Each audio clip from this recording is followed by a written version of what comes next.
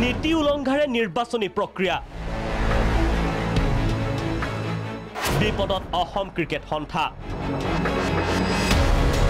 পুনৰাই আইনী বিতৰ্কত সোমাই পৰিছে অসম ক্ৰিকেট সন্থা এছিয়ে নিৰ্বাচনৰ বৈধতাক লৈ উচ্চ ন্যায়ালয়ত লেখ আবেদন আহোহাযুক্ত নিয়মেৰে কিয় নিৰ্বাচন পাতিলে এছিয়ে বিগত 12 জানুৱাৰীত অনুষ্ঠিত হৈছিল অসম ক্ৰিকেট সন্থাৰ নিৰ্বাচন কিন্তু এই নিৰ্বাচনত আওকাণ কৰা হল উচ্চতম ন্যায়ালয় গঠন কৰি দিয়া প্ৰশাসনিক কমিটিৰ পৰামৰ্শৱালী ইমানেই নহয় নিয়ম উলংঘাৰে বীৰেন দত্তক পাতিলে নিৰ্বাচনী বিষয়া এছিয়ে এই সন্দৰ্ভত তৰা এক লেখ আবেদনৰ ভিত্তিত অসম ক্ৰিকেট সন্থালৈ জাননী গুৱাহাটী উচ্চ ন্যায়ালয়ৰ জাননী প্ৰেৰণ বিসিসিআই সৰ্বোচ্চ ন্যায়ালয়ৰ গঠিত প্ৰশাসনিক কমিটিৰ লগতে এছিয়েৰ নিৰ্বাচনী বিষয়া বীৰেন দত্তক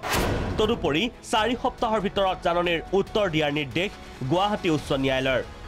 উল্লেখ্য যে অসাংবিধানিকভাৱে নিৰ্বাচন অনুষ্ঠিত কৰি সভাপতি ৰূপে বিজেপি নেতা ৰমেন দত্ত আৰু সাধাৰণ সম্পাদক ৰূপে পূৰ্বৰ অতিৰিক্ত মহাধিবক্তা দেৱজিৎ শইকীয়াই এছিয়েৰ পদ দখল কৰিছিল